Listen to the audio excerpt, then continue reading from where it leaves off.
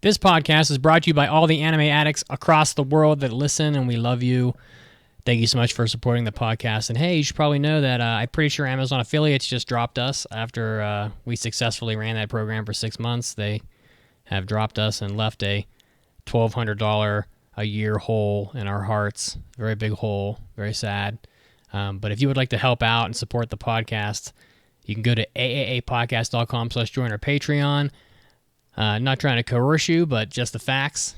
$1,200 is $1,200. So, again, that's AAApodcast.com/join or Patreon.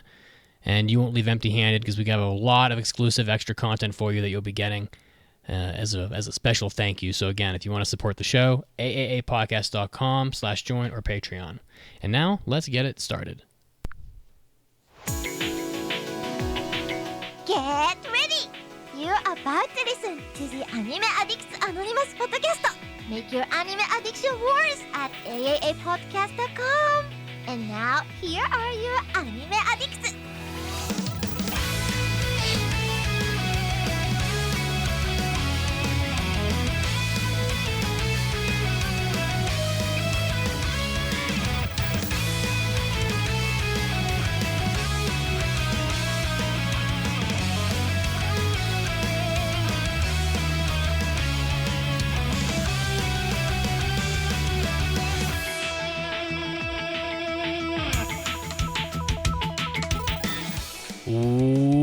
Welcome into episode 682 of the Anime Addicts Anonymous podcast, where our sole mission has been for many years now to make your anime addiction worse, and we're so happy to be here with you. I am your host, Mitsuki. I'm going to take you on this magical carpet ride today on the podcast. We also have a fine traveler. Don't you dare close your eyes. It's Mason. That's me. How's it going? You know, I almost wore the tank top today. It's a little hot out, but I knew I couldn't compete with your daddy energy wearing that cutoff. So I'm glad you're the one sleeveless today, but I'm glad to be here on another podcast. Pancake got tired of looking at the armpit holes in this workout shirt, so I was just like, it's just a gym shirt. Who cares? She's like, you know what? We're going to take these sleeves off. So, yeah. Enjoying here's to another 5 years from this shirt, because that's what dudes do, okay? Just like, I will wear this shirt until it disintegrates. You'll grind it into dust, one way or another. And then I'll make it into a paint, and then we'll paint it on my flesh, and we'll move on.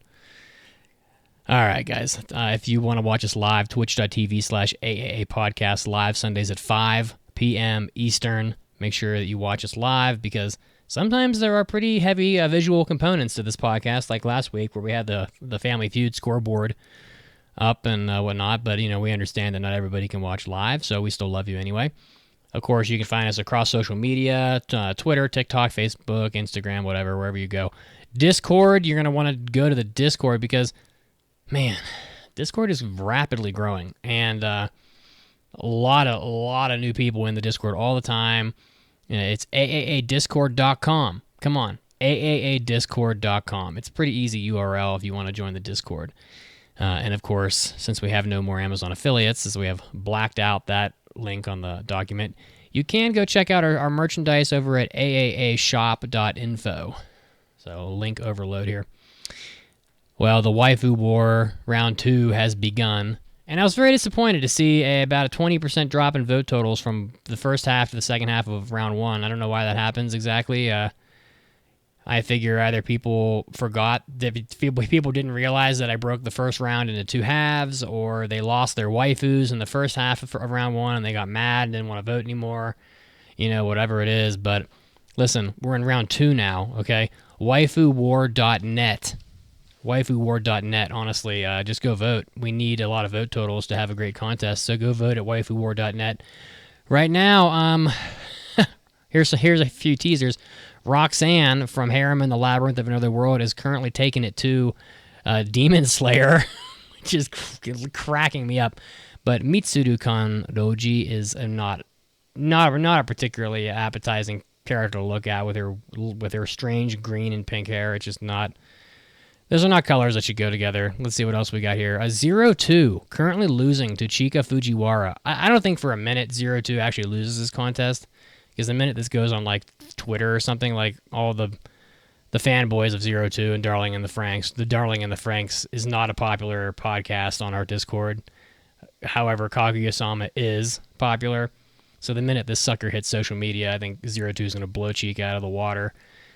A couple more close ones. Hori from Horimiya is beating Akino Himejima from High School DxD by 2 votes currently, which is pretty damn close because we've got well over 100 votes already. And I'm not sure if there are any really other. Rem narrowly ahead of S Death from Akame ga Kill. So Rem being from ReZero. So hey, if you guys want to get in there and vote, waifuwar.net. What are we doing on the podcast today? Oh, we have a New York City meetup. Mason. Yeah, Caroline wanted me to alert you all, although she isn't on the podcast today, sadly. She's being a good person who's... it's Father's Day, so she's being a good child, and we are not. We are being derelicts who are talking about cartoons. She is organizing a New York City meetup on July 8th. If you are interested, check the notes in the description box below. If you're on YouTube, check the show notes if you have those, or just go on Discord, where you should be anyway, where she has it pinned in general. If you are interested in meeting up with her and a bunch of other folks from the Discord, that's where you let her know that you want to join in. And it's a bunch of fun. We've done them in the past, and don't miss out if you are interested. All right, guys. That's all. Thank you for that PSA. On the podcast today, we have the summer 2023 preview. So get excited for that. We got the rundown for the summer season for you. We're gonna finally do this Unexplored Pictures that we've skipped now 2 weeks in a row. Yep. And the magical review of the longest titled anime of the last 7 minutes, because there's always something longer. The Magical Revolution of the Reincarnated Princess and the Genius Young Lady. These titles, oh my god, they're absolute ass. When did these fucking... I just gotta say it. These light novels, they just have devolved into essentially, you just describe the story and that's the title. I was reincarnated into a fantasy world at level 1, but my overpowered skill makes me unbeatable and unstoppable, and all the women love me, so I have a harem. That's based. It's not that far off. We have another one this current season. What is it called here? The title of this anime is... I'm already going long, but this is just so funny. The title, just to give you an example, the title of this anime is, in English, My Unique Skill Makes Me OP Even at Level 1. That is not a title. That is the first it didn't have sentence. the word tensei or harem in it. The two biggest things you need for quality shows. But it's not a title. That is like the 5th line in the synopsis, okay? For God's sake. Oh my goodness. All right. I mean, what if Vinland Saga was called Angry Vikings Sail the Seas and Fight and Throw People into Slavery? That's... It's not quite as good as Vinland Saga as a title. Be a little bit better, though. Oh, my God. All right, guys. Anything else, Mason, before we start? Nah, I think we're ready.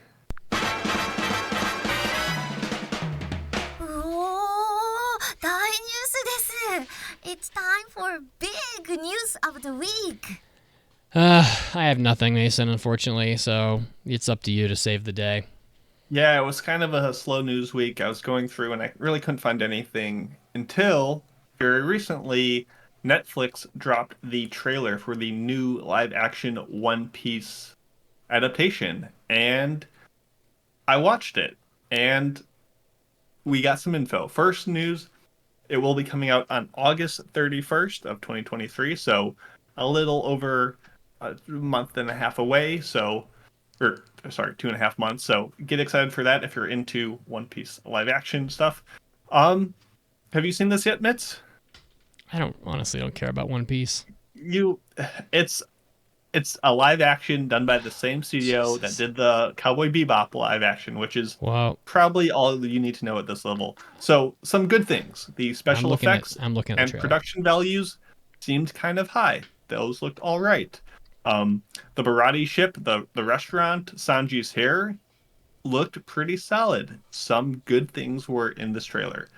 Some bad things. The line delivery and character translations really did not come through very well. It just was very awkward. Nami's hair was super whack. The props that they were using, like Sanji's swords, were super light. You can tell they were just jostling around like they were made out of styrofoam. some of the fighting wasn't all that great. It just seems like a very earnest and well-intentioned but juvenile production of a beloved manga. I am not expecting very high Legendary things. manga, as it's It is described. very legendary. I mean, it's the best selling of all time, so it's kind of a big deal. I, But yeah, yeah. I just think that if someone was like, "Oh, this is my first exposure.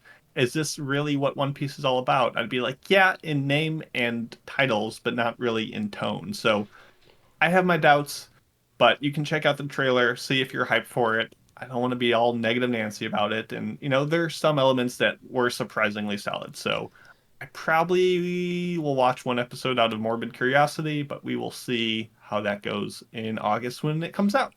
So my prediction for this is that the One Piece fans will drive this to be successful, but it will be utterly horrible. But all the One Piece fans will watch it, especially in Japan, and it'll be driven to success, even if it's borderline unwatchable. I really want to like One Piece, honestly. Like, I keep thinking, oh, it's kind of in the Kingdom category with me right now. I keep thinking I am gonna try One Piece again someday. But then I get to characters like the one at 45 seconds in this trailer, which is basically a clown with a giant red Buggy? clown nose with blue hair, and I keep Yeah, reminding that's myself Buggy. that the first episode of One Piece had like 4 characters that look like clowns, including the captain of the ship. And I'm just like, the characters and the character designs in this anime are the opposite of Dragon Ball. Dragon Ball's character designs are so appealing that people have loved them since Chrono Trigger came out. They love them to Dragon Ball, Dragon Ball Z, Dragon Ball Super. It's driven all of the Dragon Quest. Every single person that breathes on this earth loves how Dragon Ball's characters look like because that art style is just, great. Akira Toriyama's art style. But I feel the exact opposite about One Piece's character designs. I just can't. I cannot handle the female characters that look like a marshmallow with little toothpicks sticking out of the bottom for legs, or these just clownish like pirates. Like, I just don't. I really want to like One Piece. I haven't given it a fair shot, but this is not going to be the launching point for me. I would probably say so, yeah. Yeah, I don't. Yeah. Anyway, but yeah, I'm happy One Piece is getting so much love. It's about time it made a splash in the West. But I mean, let's be honest, it's largely still just a Japan property. No, absolutely, for sure. Yeah, but I hope it's good for all the One Piece fans. But I won't be didn't hear the watching it. One Piece rap though, which I was sorely hoping would be there. No, I'm kidding. A One Piece rap. Uh, Oh boy, yeah. Well, think we can move can't. on. It can't be worse than Dragon Ball Evolution, which was No, it's horrific. physically impossible. Yeah. So for all the ups and down shit I just talked on One Piece, nothing will ever be as bad as Dragon Ball Evolution, except maybe the Avatar live action. All right, guys. Well, today we have our preview of the summer. And by the way, I would love for someone to tell me on Discord why I need to love One Piece. Just convince me, All right, so we have the summer preview here. We are going to be doing our summer picks. Caroline is not here, but we have Caroline's picks in hand, so we are able to review them with you. And Pancake did record some clips for mine, so we have that. Let's just start it. I think that's going to be the bulk of this episode. Let's see. Mason, would you like to go first? Yeah, I certainly can. So it's worth noting summer starts in like 12 days. We're less than 2 weeks away from summer starting, which is Sure. wild to me. So obviously these are the picks we will do, impressions on in, I don't know, 5 weeks from now when enough episodes of each of these shows have come out, and the best of the best will get passed for reviews. So that's how it all goes down. So we each made our list of worst to best, and we got assigned by the fates of the die. And my first show that I get to watch, oh, I'm so excited to watch it, which, if you can't tell, was heavily steeped in sarcasm, because this season doesn't look It's not good. that great. I think Yeah. spring was phenomenal. We were spoiled rotten, and I think we're paying our dues now. So my first show, my number 11 pick is Masamune-kun's Revenge R. It has been 6 years since season 1, and I was actually kind of surprised to see this show near the top of the popularity charts. Like, this is more Really? popular or more anticipated than like Rent-a-Girlfriend season 3, which I was like, people still care about this show? okay. So I have seen season 1, unfortunately, and it tells the story of Makabe Masamune, the titular character, who was a big old tubby boy as a kid, and he was teased and bullied for it by this girl named Aki. And he's like, I'll show her and get revenge. Oh my goodness, that's the name of the show. Wow. So he essentially just like for years like self improves himself. He like works out, becomes super smart, and he's like a brand new man in high school. He's handsome, he's popular, he's super smart, he's good at sports. Like he's just the coolest dude around. And he transfers to Aki's school, and he's like, okay, I'm gonna take revenge on her. And season 1 consisted of no revenge. It just was dragging on as long as possible with contrivances and annoying characters, with, like I said, no revenge at all. And it pretty much ended with him in the last episode saying, I'll get my revenge on her in Paris. Like some sort of Scooby-Doo villain. So Did you say I'm sorry, did you say in Paris? in Paris. They're going to go on a class trip to Paris. You actually And he was said like, Paris. Okay. yeah, it's weird. So I'm assuming we're going to have a class trip to Paris where he tries to take revenge, but it probably isn't going to work, and they're going to fall in love or something like that. Season 1 was a nightmare. If you had to watch a trash harem, I don't know why you'd pick this one versus all the other ones coming out. Not that any of them are much better, but this one was just not my cup of tea. I just figured this was a popular show. I don't think anyone else on this podcast has seen it, so I figured I would fall on the sword. Yeah. I didn't even watch the trailer. This is probably not going to be good. This is done by Silverlink, who's on the sequel kick. They did Bofuri Season 2. They did Misfit of Demon King Academy Season 2. It's based on the manga. It's on Crunchyroll. And I give this like a 5% chance of passing. I am not going to like the show. I think the listeners might like it more. I'll give that a 15%. I think people like the manga a bit and want to see more of it adapted. So, hey, good for them. I'm glad they're getting more of it. I don't have high hopes for this show. I see you copied my formatting on the download. I did. I I like thought that. it was fun. I figured I'll play along. All right. Okay, guys. Well, my number 1 here is this. I'm gonna watch the trailers while I talk about these. This first one is the my unique skill makes me overpowered even at level 1, which is obviously an isekai. It has to be by Maho Film. It's about a boy who dies from overworking at a black kigyo, or a black company, which is, I'm just going to say it's like probably Hitachi or something. Oh my god. He's reincarnated in another world. Wow. Although, let's see. He comes in, he's unable to raise his level. He has a unique skill that can create a cheat-like item that shouldn't exist in the world from monsters. He maxes out his stats with the help of items and gathers weapons, blah, blah, blah. Yeah. So this one just looks... Caroline will hate me if I pass this, because it just looks like it's another slime-heavy isekai with a black-haired protagonist who hangs out with like a cute girl who fights with a weapon that probably weighs more than she does, so there's absolutely no way in hell she'd even be able to lift that thing. It's the opposite of Sanji or whatever, where Sanji had like some biceps, but he's probably swinging these like plastic swords around.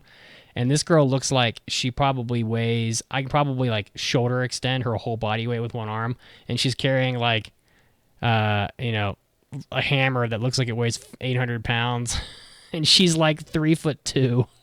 I mean, I should look at an image of this, but this might be a season of little girls picking up big, heavy things, because that's a very similar character to I'll talk about later. It looks like a quick path to an injury, if you want my opinion. So it's done by, like I said, it's I don't know, it just doesn't look that good. I mean, it looks pretty generic, to be honest with you, and I gave it a 15% chance of passing. All of these, my percentages, they all add up to 200 because I don't know why. But anyway, here's what Pancake said about this one. Is this a reincarnated, but you're like dropped by a slime? I don't get it. Now he's killing slimes? Isn't he part slime? Okay, so he did die. He just became a slime drop when he died. There you go. A lot of slimes in this trailer, so. And they're always blue. Everyone's always copying Dragon Quest. It's always a blue slime, always. Like, people that don't play Dragon Quest, the first enemy you always encounter in Dragon Quest is pretty much a blue slime. And with little eyeball. They're very cute. I got one right here, but I'll show on the Twitch. I got them right here, but this is actually the slime tower. So you can see how there's 3 of them. And if you draw, fun fact, if you ever teach English in Japan, if you get like 3 colored pieces of chalk, because they don't really have markers, and you draw these 3 slimes on top of each other in any color, you don't even have to get the shape correct. Kids will go, oh, steht slime tower. I'm like, yeah, very good. You all know Dragon Quest very well. Let's rotate on Caroline's picks and probably. Yeah, you want to go first, or you want me to? You can go first. We're probably gonna have to go way the fuck quicker from here on. By the way. Yeah, we'll go quick. Her show is The Gene of AI. This is a Madhouse show. Ooh, interesting, Madhouse. That doesn't seem that great. It's based on a manga that has 8 volumes, so that's pretty sizable. And the synopsis reads: Crystal humanoid technology. They have quote-unquote illnesses just like humans, but the treatment options are quite different. The troubled AIs band together, and the new doctor at the facility bears witness. What? Person looks at AI cyborgs and treats their conditions? I don't know. This is rough, man. I mean, honestly, this was the first season in a long time where everybody went more than 10 picks deep to get their 7 anime. We're just like constantly trying to like scrounge off this like small pile of shows that everybody wanted the same stuff. Yeah. This is kind of rough. We may have to discuss ulterior options for reviews, but we will get to that when that time comes. So, I'm not going to. I'm going to be good. Yeah, this is no release streaming site yet. And yeah, I couldn't tell you much about it. Looks pretty like a show. Okay. APC in the chat says Mason loves picking Silverlink shows almost as much as he hates watching them, which is very true. I can't stand Silverlink. Don't ask me why I do this to myself. My number 10 pick is Reign of the 7 Spellblades. It is springtime at Kimberly Magic Academy, and new students are beginning their first year. Among them are the skilled and studious Oliver and a headstrong samurai girl named Nanao.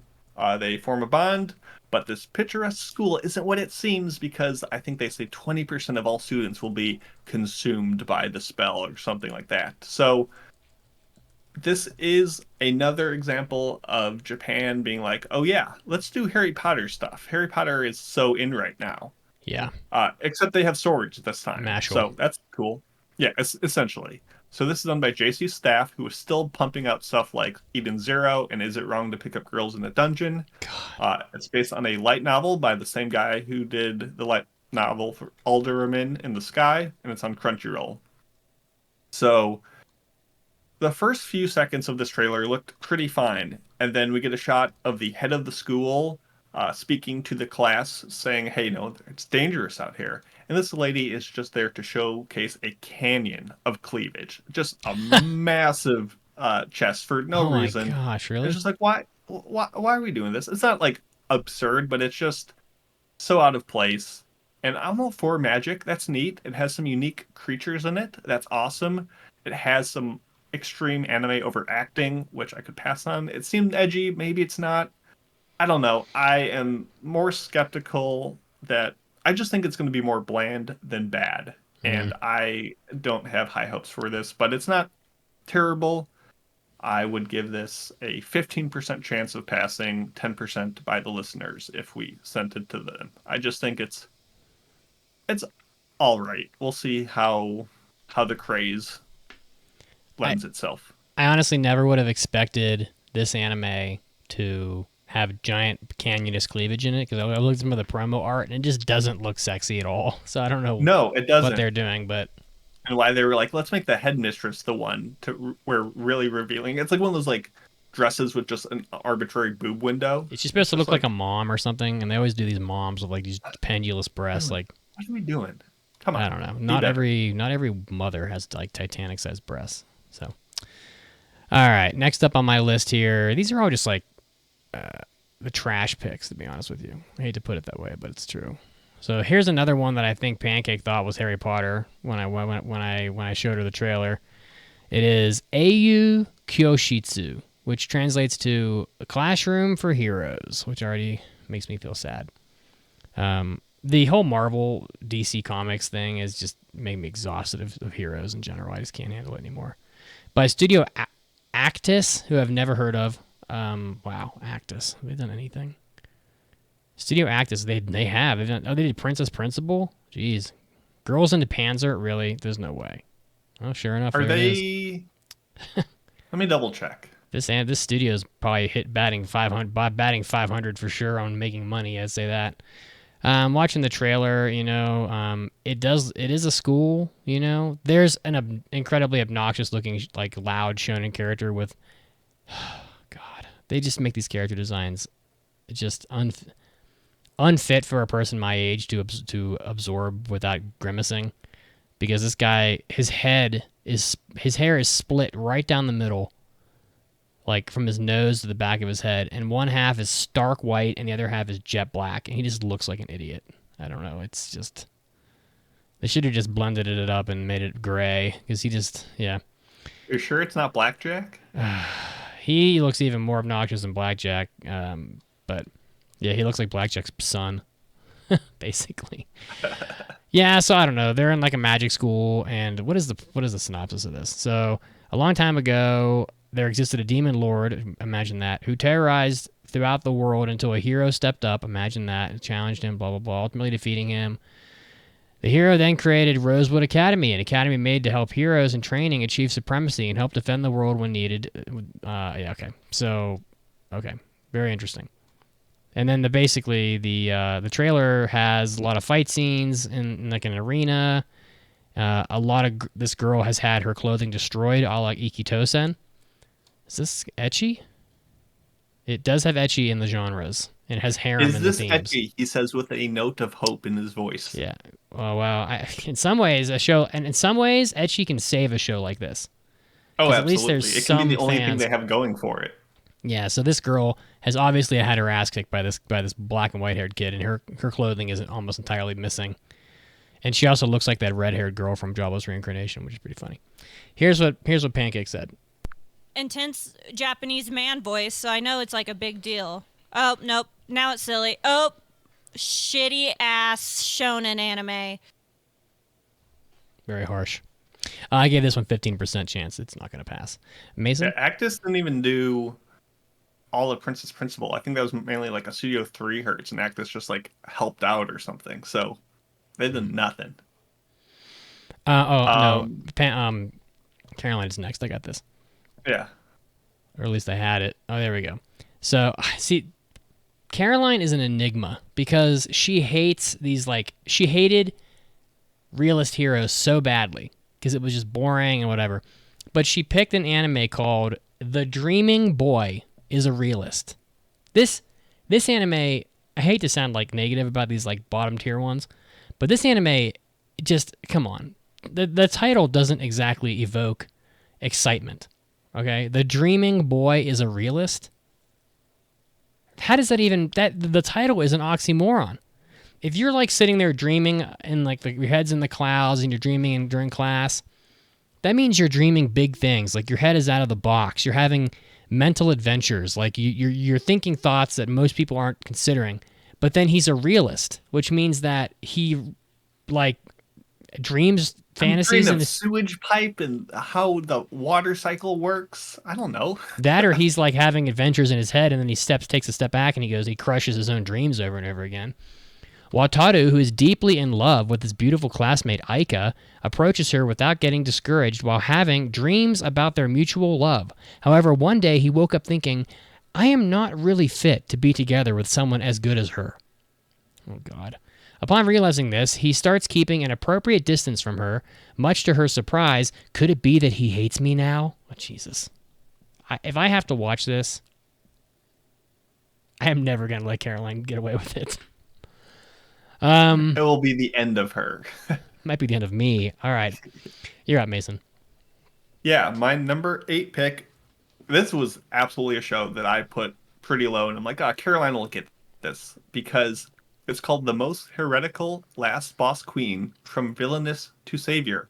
It has villainous in the name. That is the set standard for making it a Caroline show. So this character, whose name is, yes, this is the name, Pride Royal Ivy. That's a character's name? That's the character's name. God. is 8 years old when she realizes she's been reincarnated, destined to become the future Wicked Queen and final boss of an Otome game, which we've heard 1,000 times. In the fuck? She has boss tier powers, influence over the kingdom, and all this stuff as the crown princess. But she decides to drop the villainous plan and protect everyone, become the savior. That's what the title is called. So yeah, I have to watch 3 episodes of this. So this is done by Studio OLM, who's been doing some solid visual stuff as of late, from Nagatoro to Summertime Render.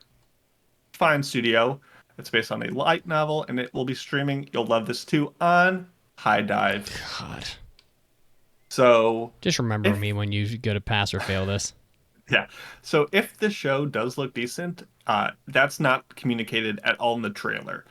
Ultra flat designs, the effects, the animations all look super cheap. Tons of blushing and crying that just... I don't dislike these villainous shows on face value, but this looked so much worse than I was expecting. I have very low hopes for this one. It looks so bog standard. I'm giving it a 5% chance of me passing it, and at best 10% by the listeners. This one just looked so by the numbers. It was impressive. So, yeah. All right, I'm up. All right. Believe it or not, my next pick, and I tell you guys, I do this in a matter of a minute. So I basically just wrote them down in the way that you wanted them to be picked, because you're the one that you guys are the ones that are tagging these as things you want to see.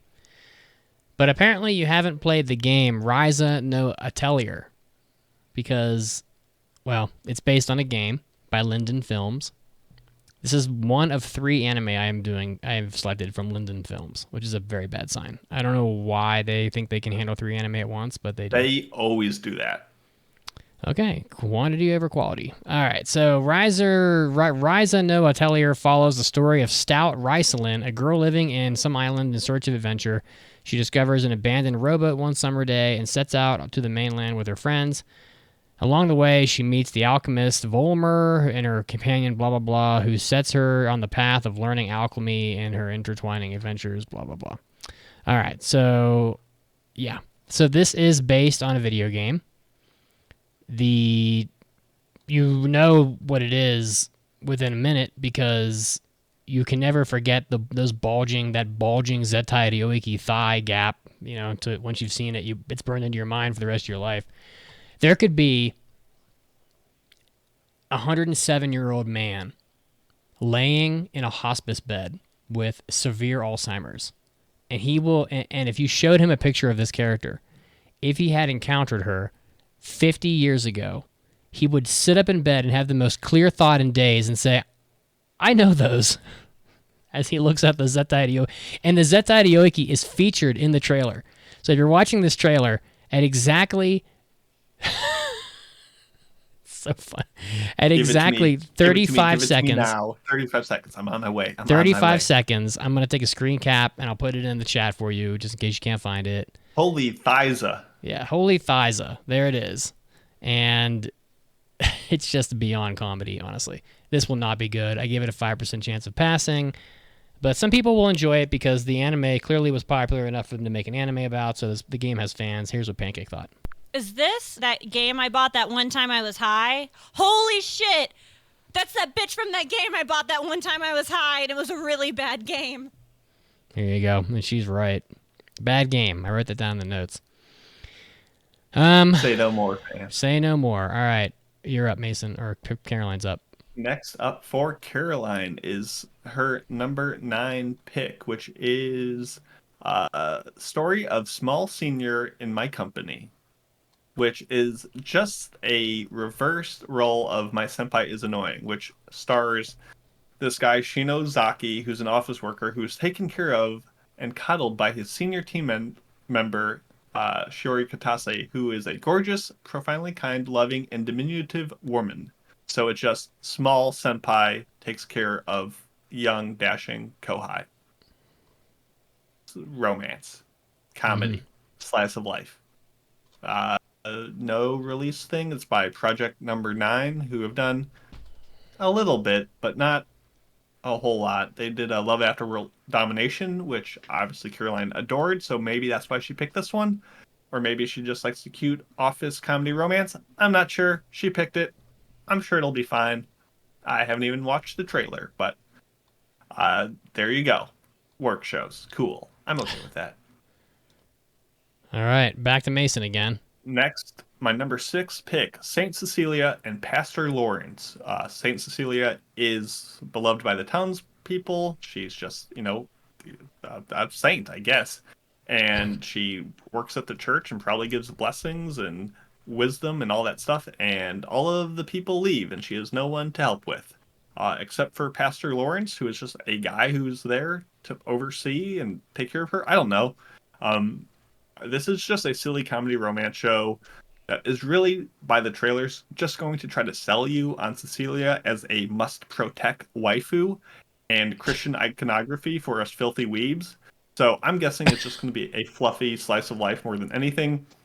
There was one character in the trailer that had this two-toned blue to white hair that will definitely give you an aneurysm, so that was fun. It should be a fine show, just a bit underwhelming if you don't get invested in the what likely will be an inevitable romance. It's done by Studio Doga Kobo, who I kind of like their designs. They're bright, they're colorful. They obviously did Oshinoko right now. Shiki Mori's not just a cutie. It's based on a manga, and it is on Crunchyroll. And I have medium expectations. I would give it a 25% chance of passing. We're improving. A generous 25%. We're improving, though. It's so fun watching numbers go up. Indeed. All right, so... All right, what do I have next here? Liar, Liar, a great movie by Jim Carrey, made into an anime. No, just kidding. That is not quite right. I am going to show a picture of the thighs. I took a screen cap. I couldn't resist. Here are the thighs. There you go. There are the thighs from Atelier Riza. Full screen, baby, just for you. Yeah. Thighs for days. Enhance. Those enhance. Enhance? Okay. Enhance. I can't make it any bigger. The world cannot handle these thighs. In Atelier. Doctor, we need 50 cc's of thick. We're going off the chart. Thigh gap alert. Whoop, whoop. Thigh gap alert. The gravitational pull of these thighs is going to destroy the world. If that was the plot line of that game, that would have been fucking hilarious. Someone should do that. Someone should be like, here's this game called Atelier Riza, where you think the plot is going to be like this adventure where they're going off on their rowboat or whatever it was to like find alchemy, and in the end, it's just trying to get this girl to not destroy the world with her gravitational pull of her breasts and thighs. It's not like they're even that large. It's just the proportions are. No, anyway, moving on. They're not, but her socks are so tight that like they're squeezing the blood. Yes, they're pushing all of the blood up into the thigh area, so it's just bulging out. We are talking far longer about thighs from a 2-second clip in the trailer than we are some of these shows, which is a sign of how vapid the season looks. Yes. Or we are, one of the two. Liar, Liar. So, a lawyer, one day who is very busy and does not have time for his child, finds a chance to make amends with his family when his son makes a birthday wish that his father could never tell a lie again. A comedy ensues. That's the plot line of this. Starring Jim Carrey. Jim Carrey. Is Carrey Elwes in that movie? I'm not really sure. He might be. I don't know. Anyway, so... No, just kidding. On Academy Island, everything is settled through games. This looks like No Game, No Life, by the way. Waged for a certain number of stars, with the strongest student being granted the ranking of 7 stars. Hiroto, a transfer student, unexpectedly beats the strongest empress and becomes the pseudo-strongest in the school. A mind game of lies and bluffs begins. By Studio Geek Toys, the only genre on my anime list is, wait for it, ecchi. There you go. Based on a light novel. So I'm going to watch the trailer here. So the trailer of this anime, I don't know, I just think like, it just feels like a cross between what the hell was that betting anime called with the psychotic women in it with the red eyes? Kakegurui. Yeah, it just seems like Kakegurui met, had a date with No Game No Life. I don't know, something like that, except with completely different art styles. So I really don't know. Honestly, this anime could be good. It also feels a little bit like Blue Lock. I'm not really sure, but it has an awful lot of like really young looking girl moe characters in it. So I really don't know I really have no idea what to think about this one. I gave it a 25% chance of passing. At least at a bare minimum, ecchi for some people will at least lift the show to the point where it's watchable, so you can at least see some like boob shots, which is like, fortunately or unfortunately, I don't really care. Whatever you want to watch, I don't give a fuck. I do hentai episodes, so I have no right to downplay this. You know what? Some tig old biddies sometimes doesn't hurt. But it is also a severe crutch that you're leaning on when you do that. And Pancake thought, Is this a dating game? I don't know. I'm intrigued. Why has there been an 8-year-old girl in all of your trailers, though? Do you have a thing for children? You creep. damn, she's coming right at me. Savage. Ooh, savage life. You don't lie, though. Oh boy, I got to do Caroline's now. I don't even know what it is. So finally, a non-rom-com. Poor Caroline, when she's not here, I just like to pick on her. I'm going to assume this is not a rom-com because it's called Dark Gathering. A college student freshman hates ghosts. Unluckily, she loves these so-called horror anime, by the way. He has a knack for attracting spirits. 2 years ago, this connection had led him to receiving a spirit injury on his right hand. With his friend getting caught in the crossfire, the event caused him to become a shut-in, leaving him with very poor social skills. Unfortunately, he is slowly starting to mingle with society thanks to the help of his childhood friend. What the fuck? However, in the contrast, finding the ghost that took away his mother, I don't know, I guess he's going to help people with ghost problems. So he's going to be like a spiritual medium or something that'll help people. Another one by Studio OLM, based on a manga. So the genres are horror and supernatural. But I don't know. I feel like Japan just doesn't know. Japan's ineptitude with horror goes well beyond anime. I mean, I have Screambox on my Roku, which is a $2 a month subscription to just horror movies. And there is a whole section on there for just J-horror, and J-horror is some of the worst garbage. I hate to put it like that, but like Western horror movies are already incredibly low budget. Like, they'll make a Paranormal Activity movie for like $25,000. But these J-horror movies look like high school projects, honestly, for the most part. And with the exception of a few notable exceptions. And these horror anime never seem to be good. So I don't know. I gave up on them a long time ago. So, but that one's called Dark Gathering. Caroline, I wish you the best. Yeah, horror. So if you gave me 100 horror anime, 102 of them would be bad. They just spawn more bad ones before there's even a good one. Yeah, they just fail over and over again. So yeah, this next one, Mitz, I picked just because of the image alone, and I think you'll agree with me when you pull up the link. Okay. That it calls to your soul that you have to watch it. Is this the... This is Reborn as a Vending Machine. I now wander the dungeon. Oh, I've heard of this shit. Oh my After God. dying in a traffic Hilarious. accident, vending machine maniac Akon has been reincarnated in another world as a vending machine. What more do I need to say? I took one look at the promotional image with its garish anime eyes shoddily just like stapled onto this rectangle that's kind of resembling a vending machine, which is being lugged around by no doubt a Genki chipper, typical anime girl who just has like a harness system to just wield this thing on her back. And it looks so bad that I had to see what it's about. Will it play it straight? Will it lampoon the genre? I just had to find out. So this show is probably a party of adventurers going through a massive dungeon labyrinth where my guess is it's kind of going to be like a Saito-esque, handyman thing where this reincarnated person is a vending machine who is just there to provide nutrients and refreshments and cool beverages to the party to keep them going through this really long dungeon. I don't know. I don't know. It looks so bad. So this is done by Studio Gokumi, which is founded by former members of Gonzo, and their longtime studio collaboration with Axes, which is spelled exactly how you would not expect. They work together on World's End Harem, Miss Koizumi Loves Ramen Noodles. It's done by a light novel by the same person who did the Konosuba spin-off light novel, so, adjacent to quality, I guess. And it's on Crunchyroll. And yeah, the show just looks so silly.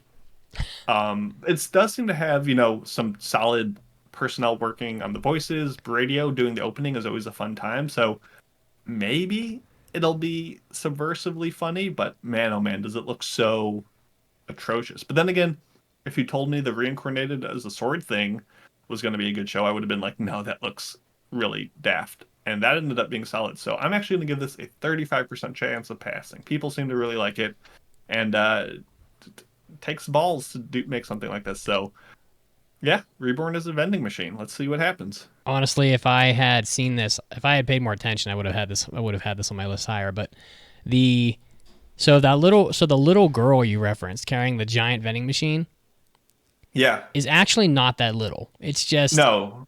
So if you look at the manga or the light novel, whatever this is, she's actually a smoke show.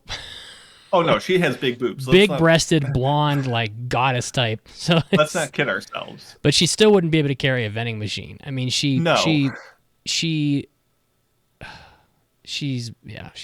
like a hentai character. Not atrociously tiny like the one you talked about. It was just more of a what's up with little girls carrying massive objects, which is fine. It's comical. It's anime, so she's somewhere between 15 and 40 years old.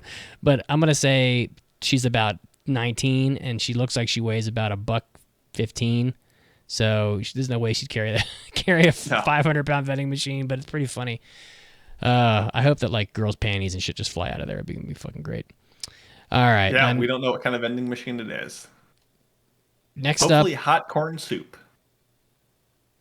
Next up is on my list, my 5th pick overall.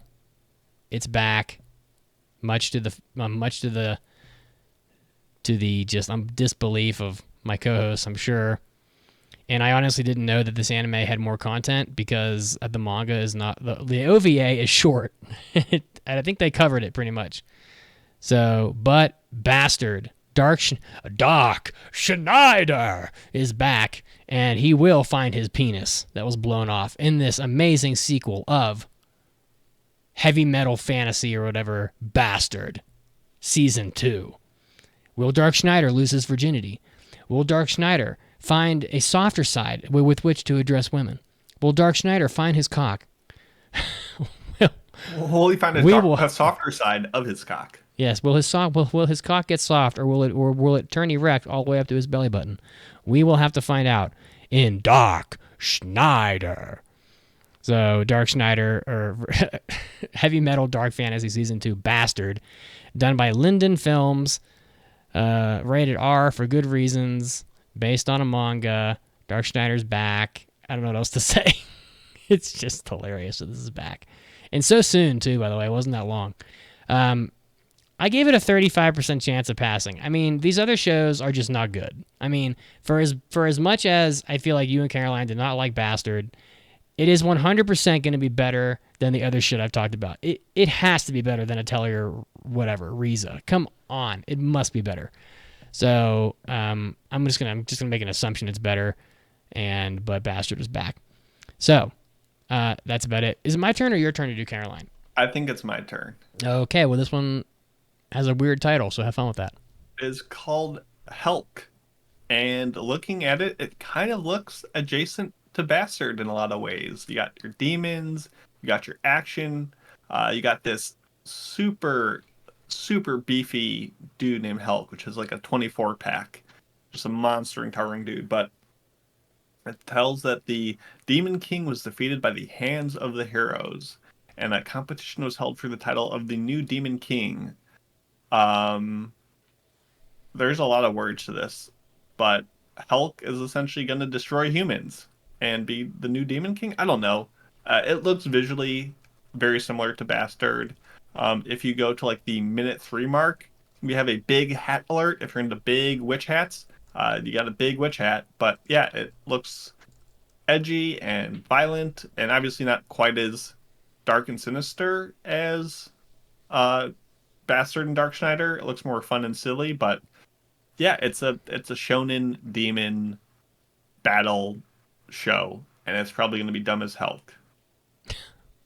So Dumb yeah, as Helk. Nice. I see what probably you did there. I do it. But the manga is finished, 12 volumes, seems to be pretty well beloved. So I guess if you're into something like that, give it a shot. I don't know. So, Mason, you will be upset to hear that I Oh typed no. Lamis anime vending machine hentai into Google, and not a single Is that what we're doing for a hentai episode today? not a single we're not doing a hentai episode today. Oh, okay. I don't think, but not a single hentai photo came back of that blonde girl from the vending machine anime that you picked. And I am astonished. Tragic. The internet will fix this. Why do you think they're making an anime? Oh, because this entire Google search needs to be rewritten and filled with pictures of giant breasts. Mr. Noriaki Akitaya woke up one day and he looked up the same thing you did on Google, and he could not find a single thing. And he's like, "Damn it, I will be the hero this universe needs." And he's like, he calls up Studio Gokumi. He's like, "Put me on as director. I know what we're doing next. I'm gonna save this show. I'm gonna save Lamis's reputation, and I'm gonna make this known so people will loot her." That's what happened. Lamis, this girl needs to reconsider her clothing though, because this vending machine is going to fall on her, and she's wearing this top that only comes up to about where her nipples are, and that shit is going to fall off for sure. It's coming off. I mean, it's just gonna chafe on her back. Wardrobe failure imminent. If I was going to be carrying an object that heavy and knowing that I was probably going to fall down to my knees a lot and stuff, I would definitely wear something a little more supportive.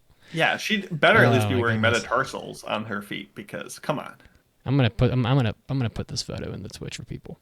I think you're up, Mason. I am indeed. So, bit of a change of pace. We have The Girl I Like Forgot Her Glasses, which Oh is my god. a bit of a descriptive title, sure, but at least it's short. So we have our title character, Komura, who's actually not a title character. I don't know why I said that. It's a new school year, new classroom, new classmates, and he finds that his seat neighbor for the year is Mie, who wears thick glasses, and Komura's like, "I'm into glasses," and he has a crush on her. And Mie is super forgetful, and guess what? She forgets her glasses. So Komura gets to help her by, I guess, sharing books or reading to her or finding things she drops. I don't know, the kind of things you do for someone who can't see very well. And it's probably just a cute little romance done by the infamous Studio Gohans, who you may know for doing Handshakers and Wiz. They also did Seito Kai Yakundi Omo. Oh, So, God. yeah, so if you ever I saw haven't heard super abrasively spinning, wild, just okay. So I like Studio Gohans because every meeting they have, they ask, could we animate a scene like this? Could we needlessly spin the camera around? Could we play with perspectives? Could we do all this stuff? And they never ask, should we animate like that? Because they are just ambitious and they love experimenting, and it looks odd almost all of the time. And if you watch 2 seconds of this trailer, you'll see that the dude is walking up the stairs and the camera is whipping around him like with a fisheye lens. It's so wild, it's so unnecessary, but I will honestly sometimes take that over the standard default banal stuff we get day in and day out with these rom-coms. So I actually think this has hope. It doesn't look awful, and it's probably just going to be full of this guy overthinking his inner thoughts with like a teenage romance slant, and it might be one of the standouts. I actually have high hopes for this one, despite this studio maybe not always looking the best. It's based on the manga. No announcement on where it's streaming yet, but I think this one is one of the few I'm actually somewhat excited for. So I'm going to give The Girl I Like Forgot Her Glasses a 45% chance of passing. Wow. Well, that's pretty good odds. But we are at the end here, pretty much. So, making solid time. So now we're down to like Mason just gave his number 2. By the way, that's another one of those titles where like that is not a title. The Girl I Like Forgot Her Glasses. That's like something you tell your dad when he says, "How was school today?" How was school today, son? Well, Dad, the girl I like forgot her glasses, and I chased her down the street in the rain and gave it to her. Attaboy, that's my man. If you're that's not the kind creative enough to come up with a good title, at least come up with an objectively correct title. I think that's the angle they're going with. Oh boy! All right.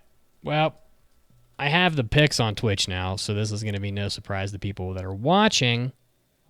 But for those of you at home, my number 2 pick is Jujutsu Kaisen second season.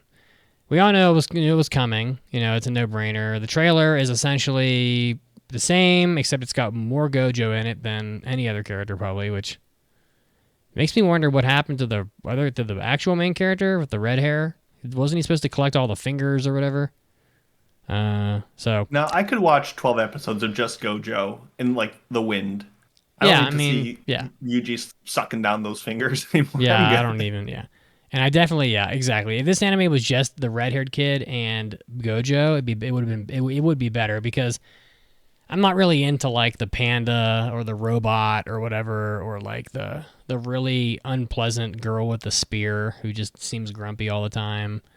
None of these characters really are particularly appealing to me, but I do like Gojo and I do like Yuji, I guess his name was. Can we keep Nobara in there? I like her. Little hammer girl. Yeah, whatever you want, I like Mason. Perfect, thank you. Okay, now I'm in. Now you convinced me.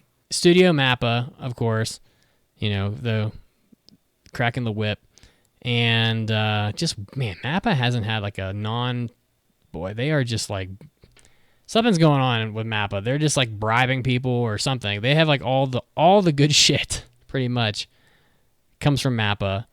So, based on a manga, I don't know, just another season of demon hunting, pretty much. So, by the way, I think I forgot to play the Bastard drop. So, I'm going to play that. Oh, yeah. From Pancake. Another season of demon hunting. I will say that I'm a little, just as I am with superhero movies, which, by the way, there's been like, statistically, since 2010, a superhero movie has released in theaters something like every 3 weeks for the last 13 years. If you want to get an idea of how exhausting that is, that's actually like a fact. You look that up. There's like been over 100 of them in 10 years. It seems like a lot of these high-profile shonen shows are all just about hunting demons.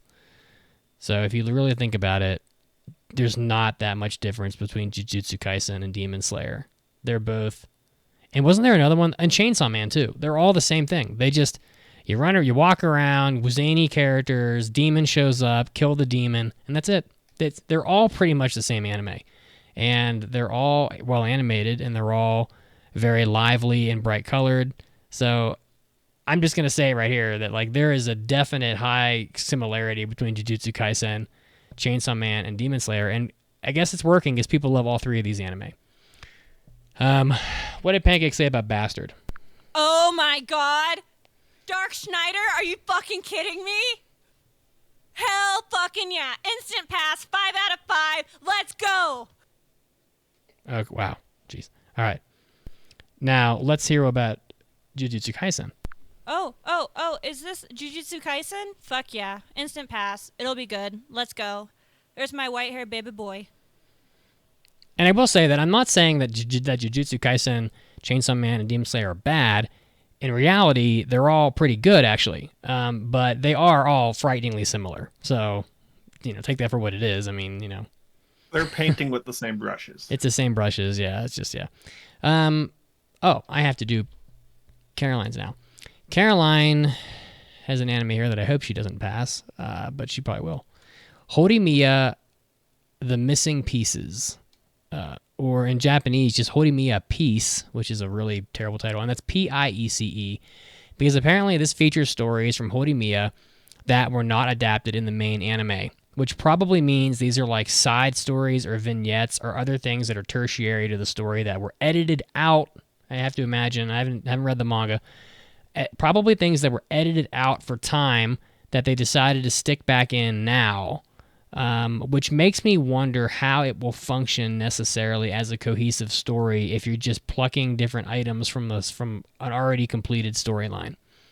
I have no basis to say that, but if I took an anime and I said this is too long, let's cut all this shit in it that isn't really needed to support the narrative, well, you're left with the missing pieces of the original story, and that slapped together into a full production isn't necessarily going to stand as something that will hold up to what you had the first time around.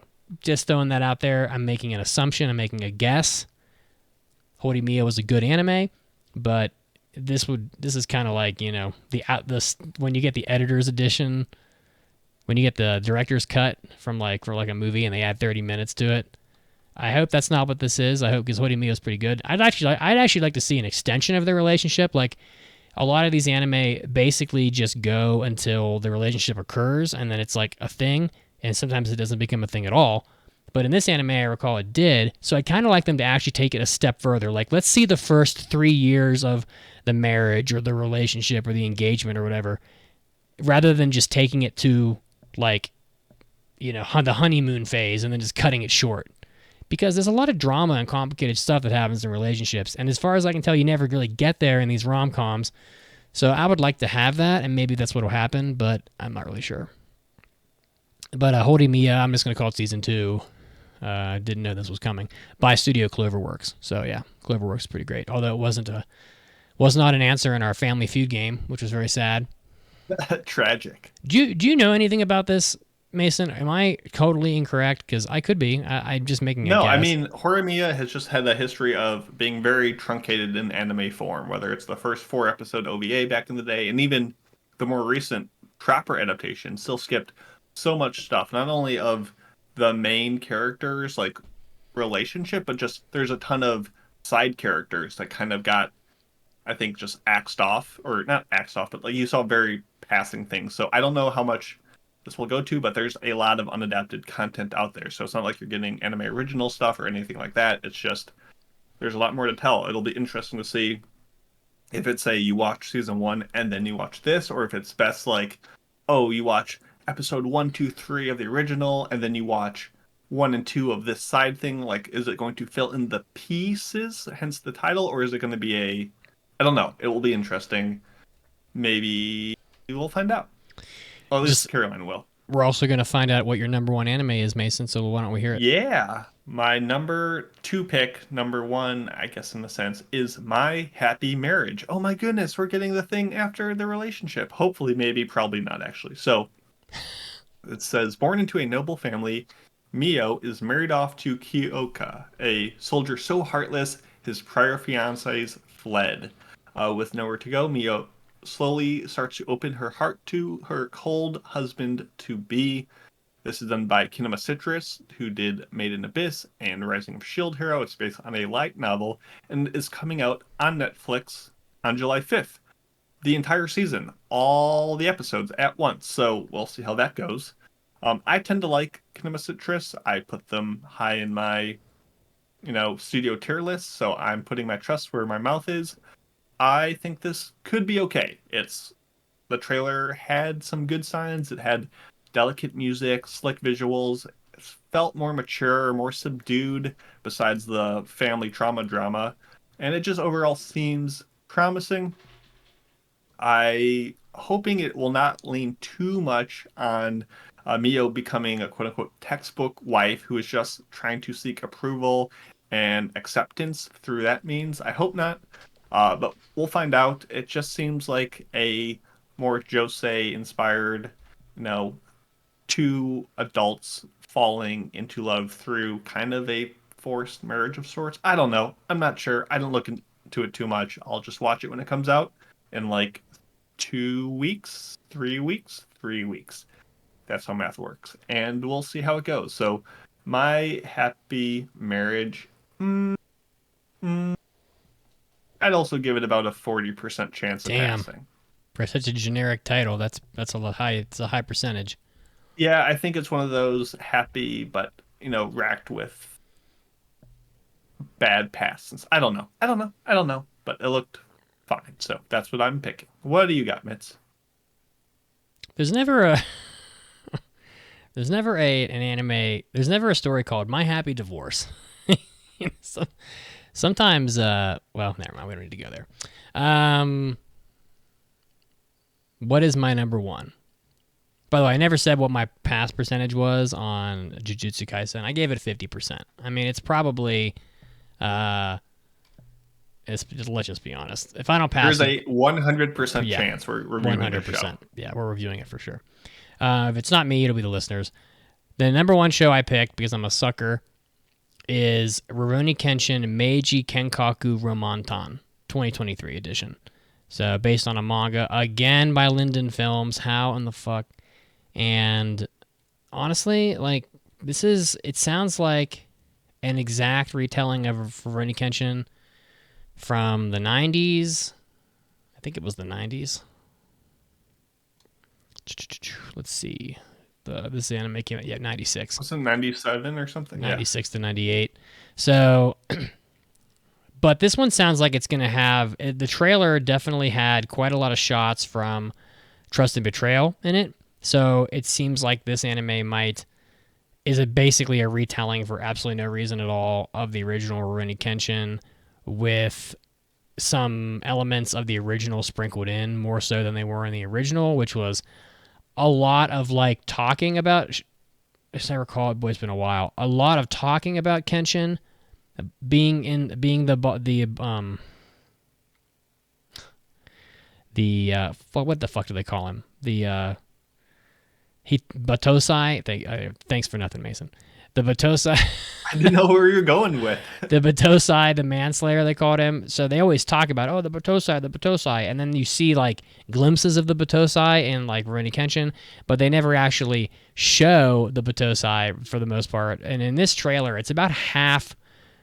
It's mostly shots from the Trust and Betrayal, which is a fucking masterpiece, by the way, in my opinion, and you should definitely watch that because it is god-tier shit for basically what plays as a 2-hour movie. The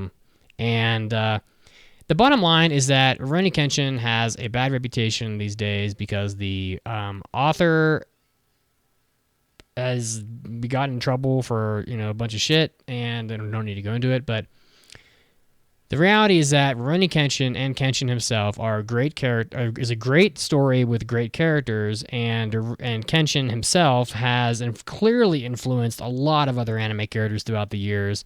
I even see a lot of Kenshin in, God, my brain is just not functioning. Thorfinn from Vinland Saga is extremely similar to Kenshin in a lot of ways, at least in season 2, and in his like pacifist sort of ways. And Rurouni Kenshin's fucking awesome. I don't see how this can be better than the one from the 90s. I just have no idea, but it is what it is.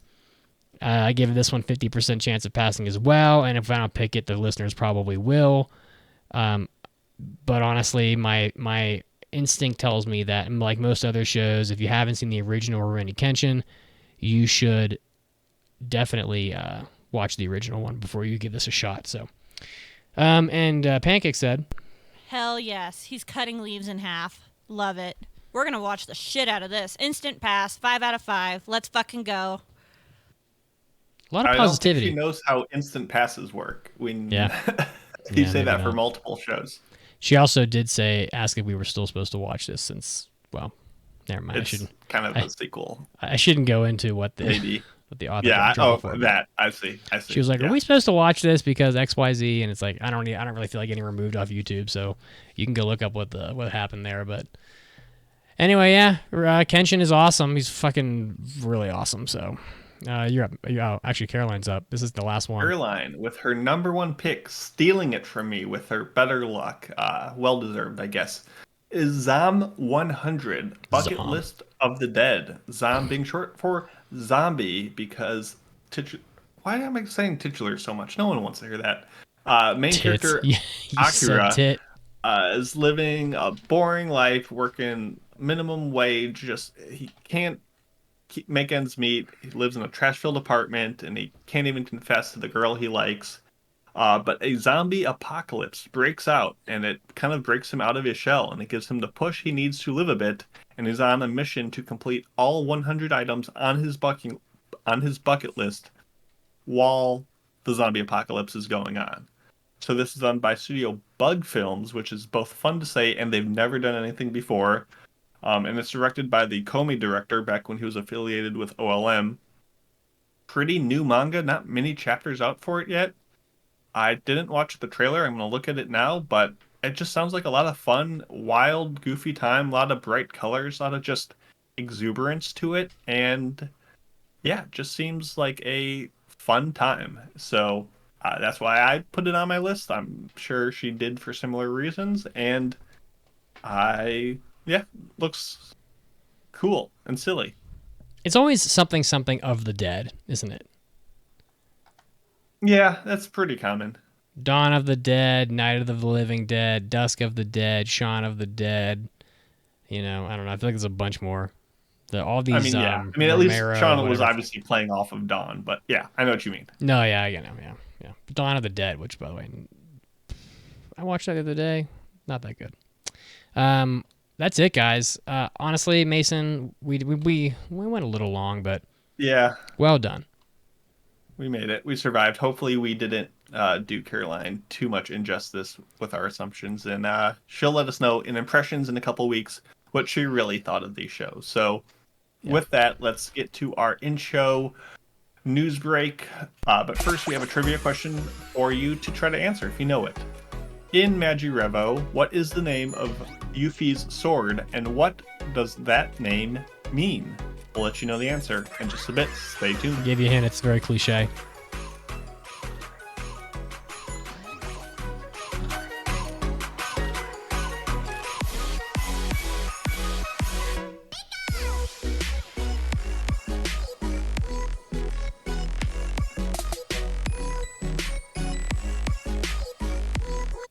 Oh yes! My queen!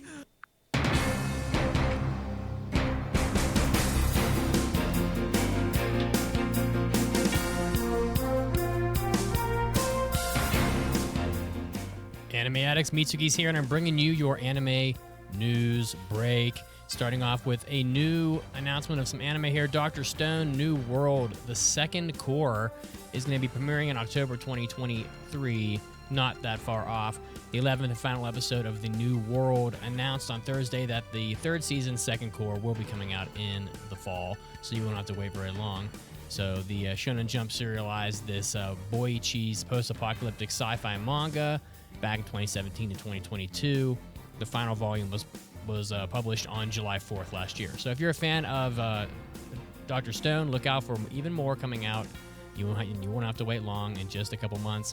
Next up, recently, the anime The Dangers in My Heart got the first season concluded. And on that 12th and final episode, they announced that the second season is coming out. It's going to be coming out in January of 2024, so you have to wait about 6 months for the winter 2024 season to see the second season of Dangers in My Heart. Shin-A Animation produced the first season, and it premiered on April 2nd. High Dive is streaming the series with English subtitles. So if you are a fan of this property, look out. Dangers in My Heart coming back for a second season in the winter. Next up, some controversial news here. It looks like voice actors claim Crunchyroll blocked auditions to the reprising roles of Tower of God in the video game. So voice actor Laura Post spoke out about the what she perceived to be inequalities in the contract for voice work by Crunchyroll. It looks like Crunchyroll just didn't want to have any of the actors reprise their roles for the video game due to legal reasons. And they say that they're not even allowed to have the voice actors come in as new characters or different characters than were originally played. So they were not even allowed to audition and were effectively blacklisted. Laura Post apparently ran her contract by several lawyers, etc., and they all agreed that there was nothing in there to stop them from being part of the project, but also, like, you can't force Crunchyroll to hire you, so I don't know what we're talking about here exactly. I don't know that anybody really cares. We've had so many of these stories about voice actors just, like, complaining about not being cast for the roles that they had before, and it's just like, work is not guaranteed, so, I don't know. You probably should have been allowed to audition at least, but you are not entitled to maintain the role simply because you did the role once upon a time in 2020 for an anime series, so not a whole lot of sympathy from Mitsuki here, but it does kind of sound like a voice actress interpreting her contract versus corporate lawyers interpreting the contract, and probably a disagreement that would bore everybody. Next up, Sonic the Hedgehog's franchise reveals castings for the live-action Knuckles spin-off. So the Sonic the Hedgehog game franchise has been pretty damn successful, racking up over $400 million for both movies in the box office during COVID, which, who knows what it would have been without COVID. It still probably wouldn't have even been close to the Super Mario movie, but a Deadline is talking about it now, and they're going to be casting Carrie Elwes, who a lot of people know from like The Princess Bride and Robin Hood Men in Tights, etc. Stockard Channing, Christopher Lloyd, Paul Shearer, and Rob Hubel for the different roles throughout the spin-off of the Knuckles of the Sonic the Hedgehog franchise for the Knuckles movie, which I didn't even know was coming. And Pancake will be thrilled because she loves Knuckles. This was Mitsuki, and this was your anime news break. Now time to get back to the podcast.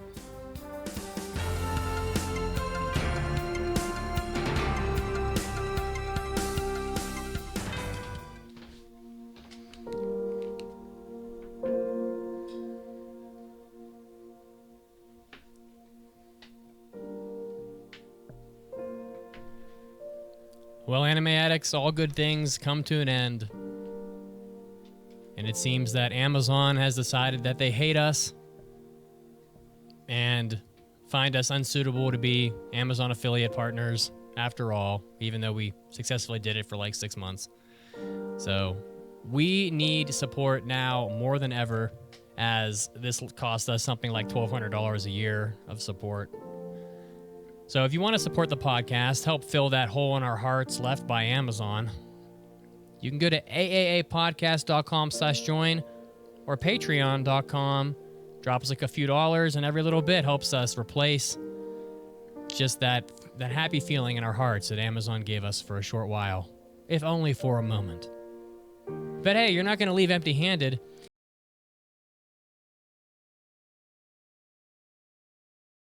Movie this week. It was inspired by it being June now. I wanted to talk about a film adaptation of one of the seminal Shonen Ai works, Kaze Toki no Uta, aka The Poem of Wind and Trees.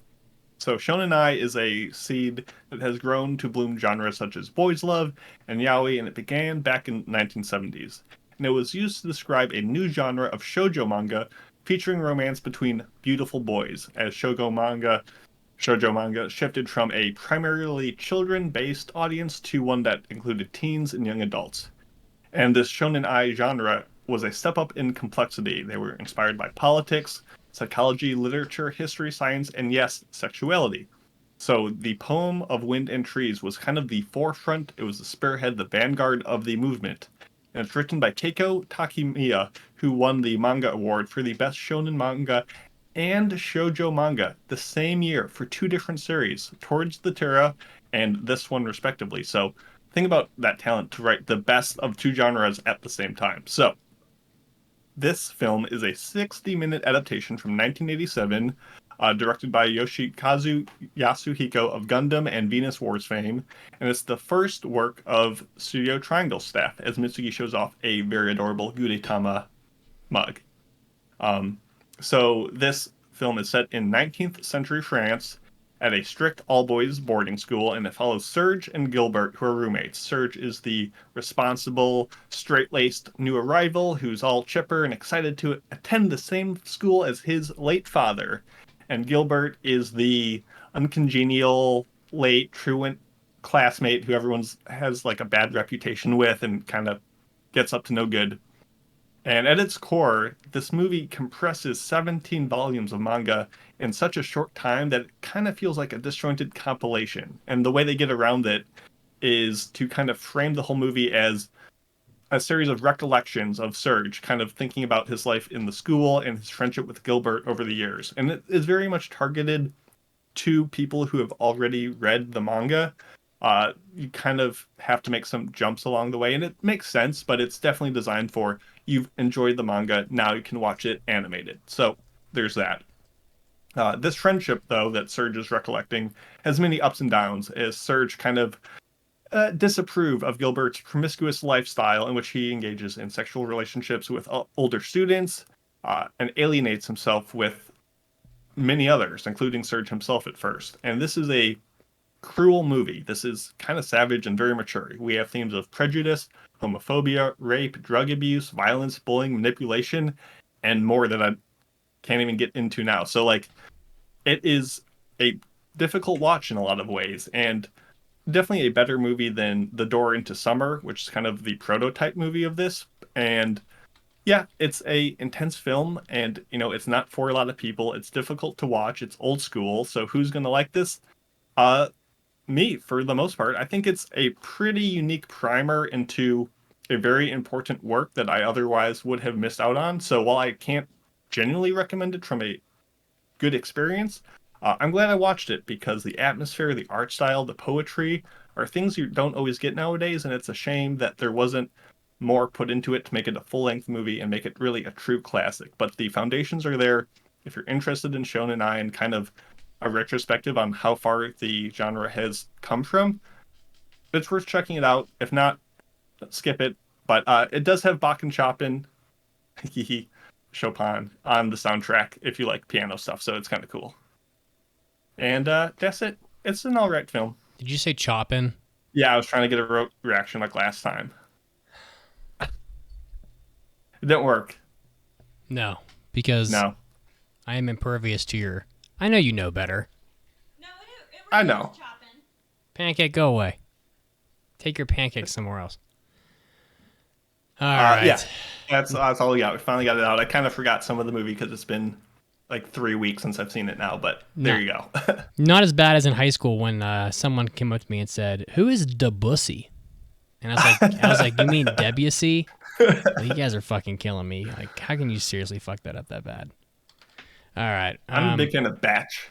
Jesus, have you never heard of Claire de Lune? Time for mailbags. It's time for an almighty anime mailbag. Anime. Anime. Anime. Mailbag. Speaking of which, I'm on deck to play both a Debussy and a Chopin piece in the next few months. I'm gonna do Debussy's Reverie and Chopin's Etude Tristesse, which should be pretty good. My dude, I hope you absolutely slay that Debussy. I'm going to hit that Debussy and quit that Debussy or something along the lines. Yeah, Reverie is cool. It's a very fucking like. Yeah, I'm gonna chop it all up in that Debussy, as Pancake said. Yeah, Reverie is very much an ethereal. People should check it out. It's fucking dope. All right, Senpai Saucer writes, "Hello, Anime Addicts. Just wanted to say that I've been listening to you for about 3 months now, and this is kind of an old mailbag, so it's probably close to 8 or 9 months at this point, and wouldn't make it through the workday without you guys. Well, I appreciate you very much. I like isekais and rom-coms. Any best recommendations for me?" Well, I have lots of very cliche ones that you probably have seen already. 12 Kingdoms, which you probably haven't seen because it's like 20 years old now, is probably, at least for me, the best isekai that's out there. It has some of the best writing, as it comes from something like 2,000 or 3,000 pages of novels. Like, these aren't light novels. These are I don't think they're classified as not light novels. They're like legit novels. Like the 4th book is like 800 pages.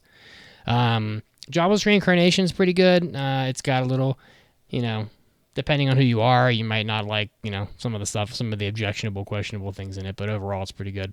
For the rom-coms, I personally, I wrote my love story here, but I really liked Tomo-chan, actually. Like, that was recent. And Tomo-chan was legit. I enjoyed that one. Of course, His and Her Circumstances, Kare Kano is like an all-time classic and needs a proper adaptation, to be honest with you. But why are they remaking Rurouni Kenshin? Like, just remake Kare Kano. It needs it more, honestly. It does. Like, you're killing me. So, yeah. That's what I got for you. How about you, Mason? It's hard to recommend stuff because it's such a broad... What's a good rom-com? Probably the ones you've already seen by now that make you a fan of it. Watch Arakawa Under the Bridge if you haven't seen it yet, though. That one is a pretty fun rom-com, and it's very wild and zany. So, there you go. All right. Well, it's time for the review, as I change our thing on Twitch here, of I hate this title, The Magical Revolution of the Reincarnated Princess and the Genius Young Lady. Listener choice pick from winter 2023. I looked it up. This was actually the second place listener choice of that season behind Trigun Stampede, which just won easily, and we'll see how we feel about that compared to Trigun Stampede. But I watched this on Crunchyroll, unfortunately, not dubbed. It's just really tough these days to get through a whole core in 1 week when it's not dubbed, honestly. You can't do it on the treadmill, really. It's pretty tough when you're, like, walking and bouncing and you're fucking, like, trying to read. You can't do it at work because I can't, like, grind, like, giant Excel formulas while I'm, trying to read things. I just can't do both things at once. And if it's dark outside, if it's nighttime, I'm in bed and I'm getting ready to go to sleep. If I'm reading, like, we'll just say, like, Pancake just said something, but I couldn't hear what she said. She said, at night when it's dark, you're in bed sleeping, and I said, I don't believe you. Do you want to be a co-host on this podcast, or are you just gonna like talk from like 40 feet away? I'm just gonna talk from 40 feet away because I'm cleaning. All right, well, you go enjoy cleaning. Anyway, so, and now she's walking around the house with sunglasses on in a very distracting sports bra. Speaking of, Lammis, a la vending machine, giant boobies. Sorry, awkward. What the fuck was I even saying? Oh, yeah, I can't read subtitles for an hour and a half while I'm laying in bed at night. I'm going to fall asleep. I can't get through like 4 pages in a book without falling asleep. It has that effect on me. Anyway, Pancake's just parading her very non-pancakes around. So, synopsis. Despite her supposedly ineptitude with regular magic, Princess... I'm just going to call her Anus this whole time. Princess... They call her Anus in the dub, but let's be honest, like, I just want to say Anus. A bad pronunciation of this could be construed as Anus. Princess Anus defies the aristocracy's expectations of developing magicology, a unique magical theory based on memories from her past life. One day, she witnesses the brilliant noblewoman, Yuffie, unjustly stripped of her title as the kingdom's next monarch. That's when Anus concocts a plan to help Yuffie regain her good name, which involves them living together and researching magic. Little do they know, however, that their chance encounter will alter not only their futures, but those of the kingdom. Directed by Shingo Tamaki and done by Studio Dio Media. Based on a light novel, Mason, what were your expectations going into watching, we'll call MagiReview? No expectations. My head was completely empty going into this. I saw it was a title with a lot of words, and I'm like, that's a light novel. Yes. Good guess. That's about it. I came in with nothing. I literally wrote "dunno," really. That's how I put on the document. Guys, for those of you that don't support the podcast, we do have pretty great show notes. I mean, what page is this? We're on we're on page 8, typed page 8 of our show notes. So this is pretty legit show notes here. All right. So, well, since neither of us knew what to expect, I mean, I don't fucking know. Honestly, like, these are just like light novel. Whenever these light novels are just like exceedingly long titles, I just expect them to be like all really mid, to be honest with you. So I guess I could say I expected it to be pretty average. Mason, what did you think of the show? Would you recommend it? If so, to whom? Lay it on us. Yeah, so I will say after watching episode 1, I had a lot of thoughts about this show, and we're going to get into those in the spoiler section, but the show at least made me feel something. There was something to it. I think the show had a lot of potential. It was almost a surprise breakout. It does a few things really well in a stale genre. Some engaging family dynamics, some slick fight scenes, the same-sex romance was kind of interesting, and the weaving of the isekai thread subtly with the larger narrative of Revolution were all engaging. But it really was tied down to a lot of substanceless and hand-holdy dialogue, a very formulaic structure at times, and unbelievably weak resolutions to a lot of the character arcs. So I give it a very mild, not recommended. It felt very similar in shades to the Suleta Mirorin relationship from Witch from Mercury. So I think there is something there for fans of that series. I think there is something here. It just didn't feel well realized in a lot of ways. And I'm going to get into those later, but I just give it a very middling, for some people, sure, but for most people, not so much. I would not recommend this. It's not horrible, but the narrative just barely exists in this anime. And honestly, narrative is everything. So narrative is king. It's like the queen on the chessboard, and without that queen on the chessboard, like, you rarely see someone lose their queen early in a chess match. Well, first of all, who knows what the fuck they're doing? But second of all, and then win. Like, it's pretty tough. So, but as far as I see it, there's 4 arcs. We'll talk about them all, I'm sure. There's like the intro arc, there's the dragon arc, there's the brother arc, and then there's like the queen arc. And none of them just felt very consequential at all. You kind of sit back, you watch this, and you think to yourself, I understand what the story is here, but none of this seems to matter. Like, it's just very inconsequential. The stakes of what's happening are very small. No one really cares. Like, basically, like, the consequence of the ending of the anime not ending up the way that it did was essentially, oh no, the one girl can't, like, do her hobby. That was basically what it boiled down to, essentially. There was some pretty brutal Deus Ex Machina at the end of this, which, unless I missed some key plot points, and again, watching this at like 1 a.m. in the morning, half asleep, could have missed a thing here and there, but we'll find out. I thought the characters were decent, but really they just were boring, I thought, for the most part. I am really happy that the shoujo ai in this did not, for once, turn into like this fetishized like circus show where they just like turn it into something that's like feels totally unnatural. Like, this anime, it felt pretty natural. It was good. They did a good job with it. To be honest with you, there was that one show we watched recently. Oh my god, I'm never gonna be able to remember. There was another shoujo ai show where like that was based on like magic and fighting that we probably watched like 8 months ago, and they just like, it was just like the whole show was just that for half of it, and I was just like, it's like, yeah, and this is fine, but like, where's the story, And Is it the Lycoris Recoil one? No, it was much worse than that. I can't remember what it was. I'll check the reviews, but someone on the Twitch is going to know anyway.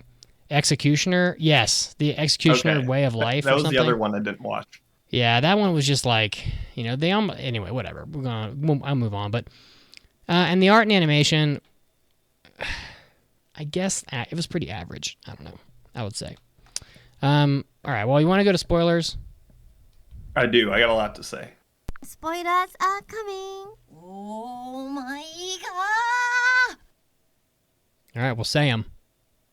So this show started off terribly. I thought it looked oppressively generic. Yes, it had some solid fight animation, but the character designs, the monster designs down to their purple blood, the title card with the entire plot spelled out, it was all so bland, and I've seen it 1,000 times. We are introduced to, and it's a pretty fun character, but then we're also introduced to her counterpart, Yuffie, who every character is so quick to clarify that she's a genius. Every time she's introduced, it's followed by, oh, the genius. She's a genius. Genius. Even like episode 10, they meet a blacksmith, and he's like, yeah, I know you, the genius princess. And it's like, this show is so quick to let you know what's going on so repeatedly with just lots of unneeded exposition. Episode 5, we're getting these, you know, we see these special mana blade swords that Annis fights with. And we've seen her fight with these 1,000 times. And we're still getting told, oh, they are using mana to fight and they can attack magical and physical. It's just so repeated. And I was like, oh boy, this is going to be a nightmare. This is going to be a show that just drags its feet over and over and follows the formula. And I was very like thrown off by episode 1.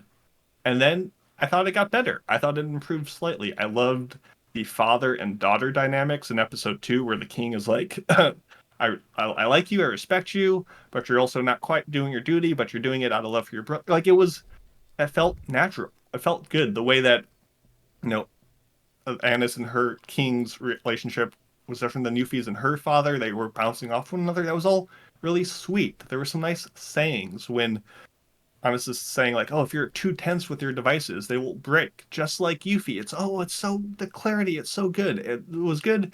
And then it got bad again with their super weak immunity to colds.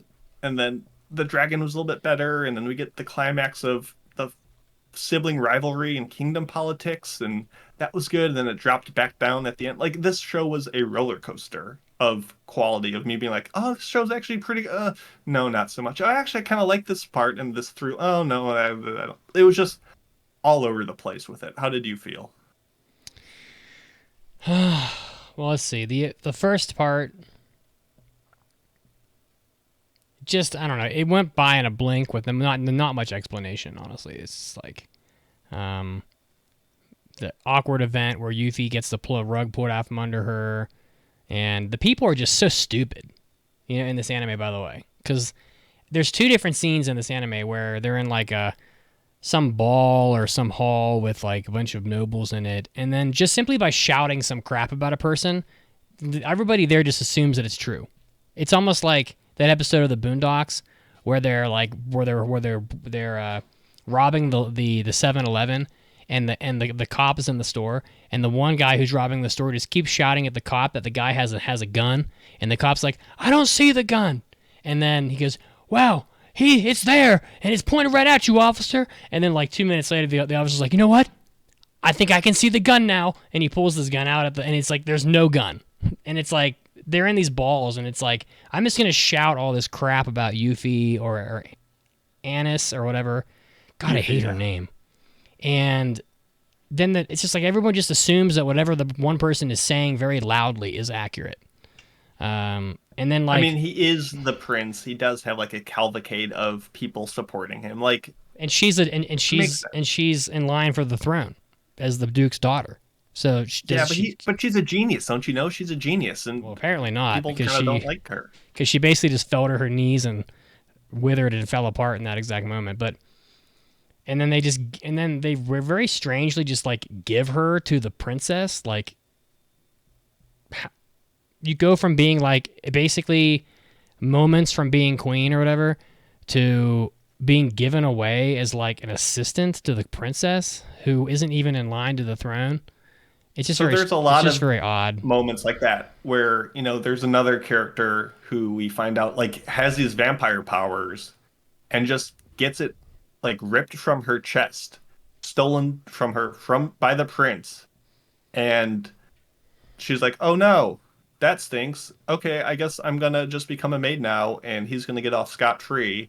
Or at the end, there's this big, oh, how are we gonna solve this issue on who's gonna be queen? I guess I'll just sacrifice myself. Okay, cool, I'm fine with that. Like, we'll get to that later, but a lot of the resolutions were just kind of looked over for the experience of just to make things flow.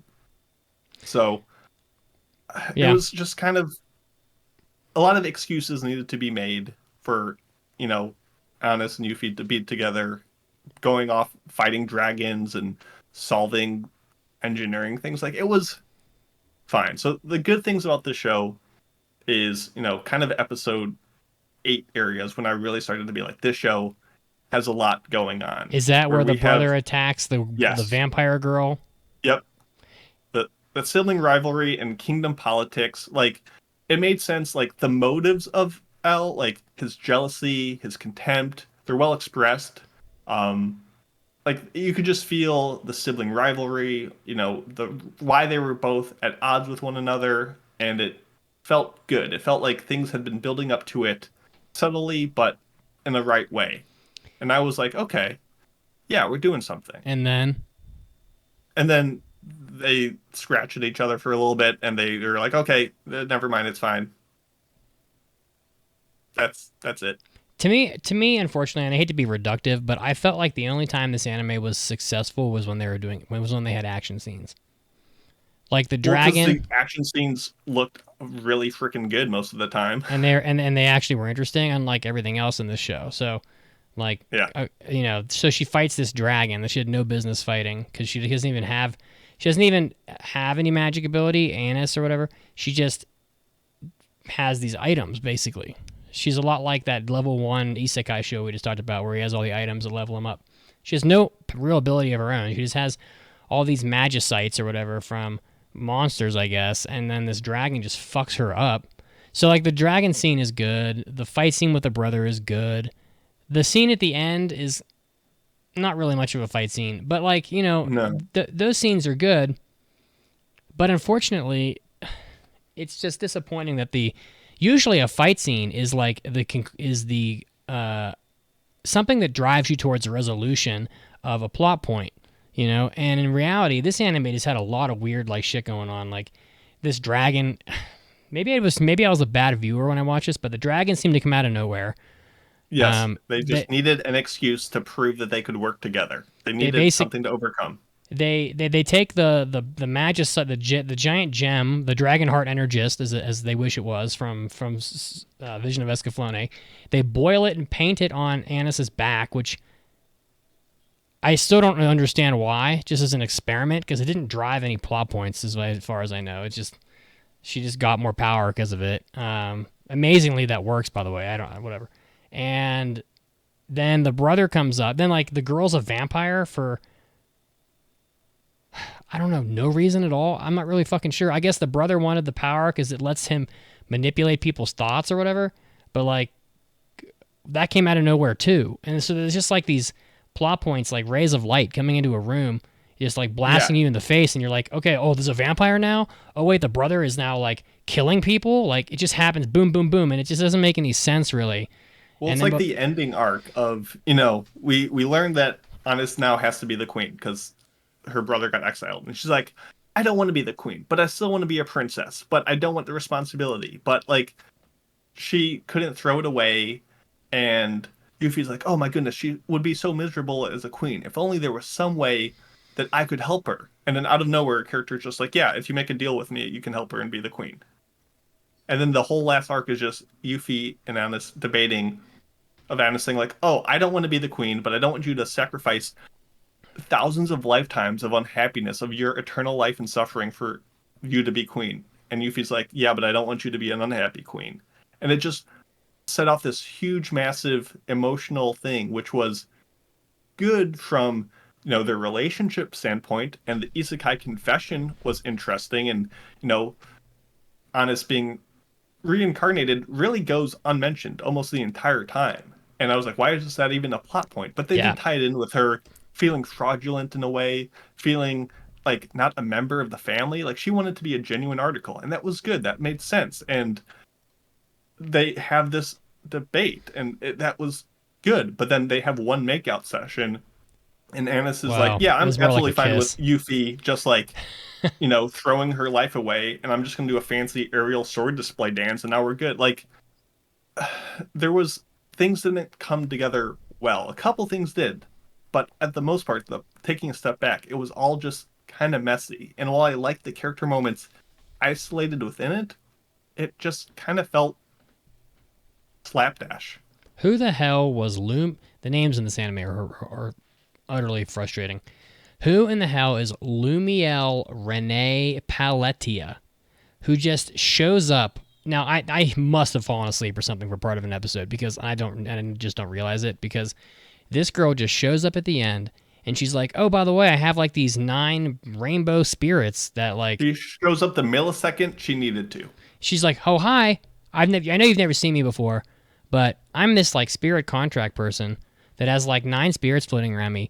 And by the way, Yuffie, this is really convenient for you in this exact moment. But if you actually make a contract with a spirit, you can actually somehow, through some twisted logic I still don't understand, magically have the right to be the ruler of the kingdom. And that would be perfect for you, because that way you can be the ruler of the kingdom like you planned, and then the one girl can just keep doing her hobbies or whatever the fuck. But like, unless I'm mistaken, she literally just appeared with the solution. Happened. You didn't miss anything. That just makes the writing in this anime, for lack of a better word, just dog shit. I don't know how else to put it, but like that's like the whole resolution of the anime was basically made possible by some magical humans showing up and just fixing all the problems with some logic leap of like magic. It's stupid. The revolution should have been, Yuffie supporting Honest as the queen and realizing, no, we can do the revolution thing and change the mind of these old crotchety white men who are just holding on to power, and we can say, no, like, we can have good things happen. We can power the people. The populace can have magic. Like, that was the revolt, not just being like, never mind, we're just going to kowtow to them and just try to wow them with fancy aerial displays later. Like, they just took I don't know, there was another answer besides just this lowest common easy denominator. It was, I don't know. As Mitz takes a quick break, I thought the metaphors on the show were pretty on the nose. Tons of scenes of Yuffie like, I just feel so empty, as they show an empty cup of water, like, or Yuffie being like, I'm no longer tied down to marriage, as the strings on her wedding dress are cut. It was just very emblematic of the lack of subtlety, as well as just the dialogue where characters would spout all this stuff that sounded meaningful and sounded substantial, but it was really kind of just shallow and just grandeur without any actual meat to it. So the writing of the show I thought was pretty weak on a whole. I don't believe that a world that had birds and stuff would not have dreams of flying. I don't think that's very unique to the world we live in today. Maybe I'm just being an elitist person who lives on Earth. But I think anywhere where animals fly, they would be like, I'd want to fly too. I think that's pretty common. I almost never do this, but I want to give props to the shoujo eye in this again, but then I want to make a funny comment that I think is okay, and then I will give my opinions on it. That is maybe off color. I'm not sure, but we'll find out. So I think the shoujo eye in this is utterly unnecessary. It has, honestly, I don't understand at all why it's even in the show, but at least they did it well. It's not like they needed to have it in the show for virtually any reason whatsoever. Like, the show, it wasn't required for the plot line in any way, shape, or form. But it at least wasn't fetishized. It was fine. They actually did something with it. Like, there are a couple kisses, at the end. It's kind of nice. It's a little odd because, however, at the beginning of the anime, Yuffie is utterly and completely like, I don't even want to like lay in this bed with you. So it's kind of weird that like by the end she's just like, okay, I'm coming around to this, I don't know. But like, also, if Yuffie is the queen and she's with Anis, does that mean that like the royal bloodline is done? Essentially. I mean, that's like my weird comment, but like, think about that. It's like they already didn't have anybody else because that's how Anis was like basically in line for the throne, because the brother decided he was going to like murder people. And then like, but there were no other people like to pick from. It was Anis and Yuffie. And then like, but if they're going to be together, then where's the next? I guess someone could just make a contract with a spirit and be like the next king, but I don't know. It just seemed kind of odd. I don't know. I thought the romance was overall pretty good. Yeah, I liked their reaction. The show was full of girls touching girls, sometimes just from the maid. The maid was not involved with the relationship, but she was always rubbing injuries, cleaning faces, tidying hair, prodding breasts, washing backs. I didn't even notice any of that. Like, there was a lot of her just like being like, oh, look at a woman touching, and it was just like a little fetishized, especially because if you go back and watch, almost every episode, especially at the beginning, ends with Anis and Yuffie making some kind of physical contact, whether they're falling asleep in each other's laps, hand holding in bed, riding on a broom together, dancing together on a balcony, kissing each other's forehead as they sleep, riding on a broom together again, kissing. Like they're always ending each episode with being like, oh, look at the girls are doing the thing again. And it just felt a little contrived, and which is weird to say because I think their relationship was solid. Like it was believable how they were coming together. It didn't feel forced or gross, but seeing it through the person who's making a show, he's like, and remember, Steve, end each episode with the girls together because that'll keep them watching again. Like they were trying to make two men like holding these little dolls and be like, Yeah. okay, now kiss. Make sure to kiss at the end to keep the fanboys coming back. I felt like it was good in a lot of ways, but weak in a few that irked me. I thought it was I guess you're not supposed to say the 4-letter R word on YouTube anymore, as I've learned from other podcasts. I found it a little. This is what they do. They go, I normally don't make this observation, but I found the beginning of the anime to be a little grapey, if that makes sense to you. It does. Apparently that's good enough for YouTube. Like they don't, whatever. Because it's like, unless I'm not remembering correctly, Annis is like, Yuffie's already uncomfortable, and Annis is like, rips her clothing off, and Yuffie's like, what the fuck are you doing? He's like, I'm just stripping you down to your nether regions right in front of myself because I wanted to see. And then they get like the pajamas on, and then Annis is like, come to the bed with me. I won't bite. And then like Yuffie's like, you know what? I really don't know. I don't really think I want to do that. And she's like, come on, be somebody, get in the bed. And I'm like, geez, like let her just like not. If that had been. If that had been Bastard, if that had been Dark Schneider with like some random chick, it would have been like red flags. But I don't know. It just seemed a little odd. Like, come on, like let the poor girl like sleep on the couch. why Come does on, she it's have not to... like you just had a crushing character development as you get torn apart in front of an audience of people by your like betrothed. Like it was just. I don't know. It was a little fast. It's like, I know you just had your whole life destroyed, but why don't you just come put your head on my breasts and have a good night rest.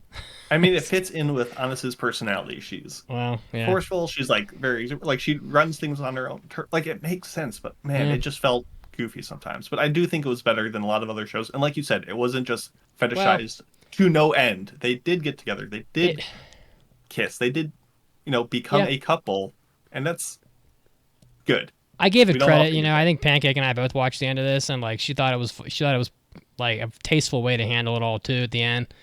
This anime is actually not like terrible though. I mean, like it's just mid. No, it's just mid. I don't know what to tell you. I mean, feel like I'm ragging on it because there was more potential there. I think it just needed a couple edits. It needed a couple refinement. Like I think they could have done more with what they had. I think this show needed a lot more than a couple edits, Mason. I mean, it would have gone a long way. I get that like the magical revolution is like at the end when they're showing like the flying dress or whatever, and it's like now everybody can fly, and it's like this everyone's starting to adopt like magic as a thing, but like that needed to be way more prominent in the show, in my opinion, and I just don't think it was. So a couple scenes of people saying magic is blasphemy is just not enough, and I would have liked to have gotten to that ending point maybe on episode 10, and then you can see then you can actually see the revolution unfold as opposed to just having to like imagine that everything is fine. And it was a little cheesy at the end with like, come on, with like the rainbow wings and all the fucking dolphins and just like mermaids on rocks singing in the wind, and it was just a little ridiculous. It reminded me of that scene again in the Boondocks where Stink Meaner's looking at the rainbow with like the ocean and the dolphins jumping. He goes, "Man, this is some old bullshit." And I was just thinking, this is way too pretty right now. Like for fuck's sake, I know they're princesses. If anyone asked me to guess what show MagiReview reminds you of, that Boondocks would be one of my guesses. You know what? I think I can see the gun now. Last thing was I did think the animation and the fights were splendid. I hate when shows, and this happened with Heroines Run the Show as well, but a character will come out and the maid will be like, "Oh, your hair is all messed up. Let me fix it. Oh, your outfit's all askew." And they like go to fix it and it looks the exact same the next scene. Like, if you're gonna show a character with disheveled hair and then a character fixing it, show the fixed hair. I get that there's a joke of, like, you fix the hair and then, like, it flips back up or something. Like, that's one thing. But if you bring attention to it, you better animate it, because that always bugs me. So, I don't know. I'm ready to score this thing. Yeah, I mean, I think I covered all the points. I think I did. The opening I did not like very much. The song, especially the song. The song I did not like, and yeah, unfortunately, this was on Crunchyroll, and it doesn't seem to. I don't think it gives you like the very nice Netflixy like skip opening button. So I'm just like sitting there in bed, letting it play because, well, half the time I can't find the remote for the TV. Go ahead, Mason. Knock yourself out. Yeah, I think the show had some solid foundations.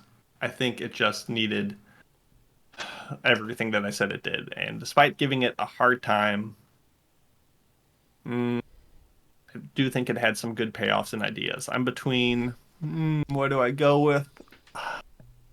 I'll be generous. I'm going to give it 3 surprise Naruto runs out of 5. Very shocking for you. Yeah, it was. Yeah. Wow. There are definitely anime that I've given. Man. Based on how I've been scoring things recently, I need to be very harsh on this anime because I gave Spy Family Season 2, or Core 2, or whatever, a 2.5. I gave Mobile Suit Gundam The Witch of Mercury a 2.5. And this isn't as good as either of those.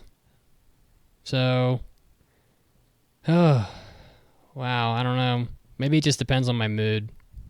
I'm also not a professional anime reviewer, so I'm going to give this...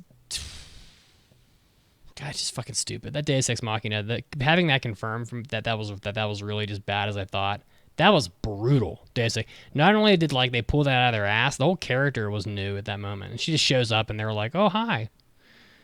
Give it the 2, because I wanted to give it a 2. I'm giving it a 2. I can't give it as high as Mobile Suit Gundam Witch of Mercury. It's just bad. This is just not that good. I mean, why the listeners just like, why you people do this to us? I blame it on all of you. For this to be not dubbed